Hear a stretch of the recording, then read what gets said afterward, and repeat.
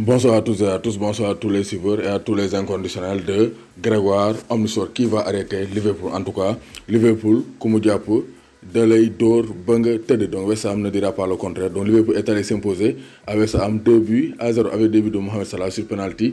35 minutes de jeu et un but de Alex Oxlade-Chamberlain. Donc, sans Sadio Mané, Liverpool gagne 2 buts à 0. Donc, Origi m'a remplacé Sadio Mané avec Salah et Firmino en attaque. Donc, sinon, le reste de l'équipe, Dara change. Donc, Gordon Klopp est resté fidèle à son système de jeu 4-3-3 avec Wijnaldum, donc Henderson et Oxlade-Chamberlain. Au niveau du milieu de terrain, donc Liverpool a dominé la rencontre. 71% de possession de balle, 13 pour Liverpool, 5 tirs cadrés pour 2 buts. Donc Liverpool est plus que jamais leader de la Premier League. Donc Liverpool devance Manchester City de 19 points. Donc ça, c'est jamais vu. 19 points d'avance sur Manchester City. Donc c'est pour dire que Liverpool gagne le championnat d'Angleterre. Donc Liverpool s'impose et c'est le grand bonheur de Jürgen Klopp qui file vers un premier titre en Angleterre depuis son arrivée en 2015. Donc Liverpool gagne avec Sam 2 buts à 0. Sans Sadio Mané, Liverpool s'en est sorti et Liverpool caracole en tête avec 19 points d'avance sur Manchester City. Mais on a un titre trop parce que Manchester United en demi-finale de la Coupe de la Ligue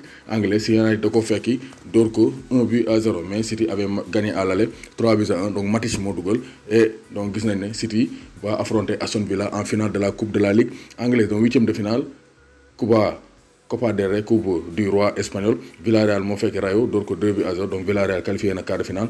Valence m'a gagné Cultural Leonesa, donc au tir au but, 4 tirs au but à 2. Real Modor 4 buts à 0. Real Saragossa. Real aussi qualifié en finale avec des buts de Varane, Vasquez, Vinicius Junior et Benzema. Real actuellement, ils sont en pleine forme. Donc Inter aussi qualifié pour les demi-finales de la Coupe d'Italie avec sa victoire 2 buts face à la Fiorentina. Candreva et Barella n'ont doublé les buts interistes. Donc, il France aussi. Donc, quart de finale, Marseille qualifié. Donc, face à Strasbourg de Abdallah Ndour qui a occupé un carton rouge. Abdallah Ndour, il tamaté rouge direct pour l'international sénégalais. Abdallah Ndour qui a vu Strasbourg s'incliner face à l'Olympique de Marseille. 3 buts à 1 avec des buts de Bounassar, Dimitri Payet sur penalty et Boubacar Kamara. Donc Épinal Modor Lille 2 buts à 1, Paris Modor Pau, donc 2 buts à 0. Donc voici les quelques rencontres des Sénégalais durant donc ce mercredi 29 janvier. Donc notons l'invincibilité de Liverpool. Donc 15e victoire consécutive pour Liverpool. Quand moi été Liverpool, lola indi laaj doomu gaynde Ndiaye warul tiit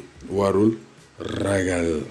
Donc fële ci États-Unis NBA, donc on va parler donc des résultats de la nuit du 28 au 29 janvier. Donc, il y a un match avant du spectacle, mais donc la journée a été marquée par le report. Donc, match Lakers-Clippers, donc reporté à cause du décès de la légende des Lakers, Kobe Bryant. Donc, les Clippers, donc amenés par Kawhi Leonard, devaient en découdre avec les Lakers de Anthony Davis et de LeBron James. Mais, il y a un match donc Philadelphia Sixers ont gagné les Warriors 115-104, donc avec Ben Simmons. Donc les Sixers sont imposés avec Joel Embiid qui a marqué 24 points, Ben Simmons 17 points. Donc ils sont imposés donc facilement face donc aux Warriors. Donc Warriors ils ont vraiment dollar donc D'Angelo donc amna 28 points, donc Robinson amna 20 points, Draymond Green donc dafa daanu 9 points, Lee am 6 points, donc gis nañ ne Burks am 12 points. Donc vraiment les Warriors ne sont plus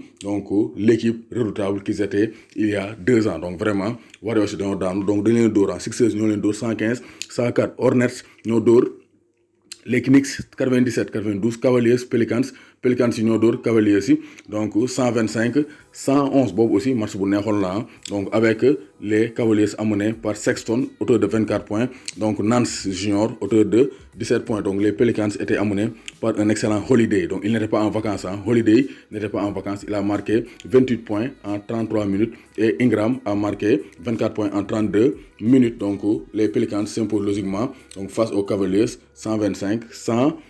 Les Bucks se sont imposés sans Giannis Antetokounmpo. Donc Bucks ils ont gagné sans leur star Giannis Antetokounmpo. Donc ils sont imposés 151 donc 131 face aux Wizards. Donc gis nañ ne à l'absence de Giannis, donc il y a donc Middleton. Donc Middleton c'est bien réussi avec 54 points. Donc Chris Middleton a été exceptionnel avec 54 points. Donc ça c'est un fait rare, marquer 54 points dans un match en NBA, c'est un fait rare. Et Chris Middleton l'a fait donc en remplaçant de main, de pied fort. Donc Giannis Antetokounmpo, donc Bledsoe a marqué 34 points, Di Vincenzo a marqué 16 points. Donc actuellement, les Bucks sont intenables. Donc les Bucks sont imposés logiquement. Hein. Donc Bucks, il faut compter donc, sur eux pour la fin de saison. Donc NBA Viren, il faut compter sur les Bucks. Donc Celtics, donc les Heat, Miami Heat, Miami Heat 109-101. Donc Miami Heat amené par Dragic, auteur de 23 points, et Butler, auteur de 20 points. Donc les Celtics amenés par donc, Brown, 25 points. Donc Walker, donc 16 points.